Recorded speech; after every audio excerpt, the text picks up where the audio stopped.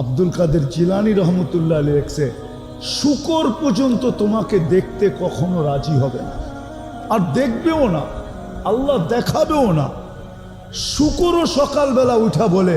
কাইলা ইয়াকা আউয়ালা নাযরিন আলা মান লা ইউসাল্লি, আল্লাহ আমি ঘুমের থেকে উঠলাম, আমার প্রথম দৃষ্টিটা কোনো বেনমাজির উপরে যেন না পড়ে, কাফেরের উপরে পড়ে পড়ুক, খ্রিস্টানের উপরে পড়ে পড়ুক, ইহুদির উপরে পড়ে পড়ুক,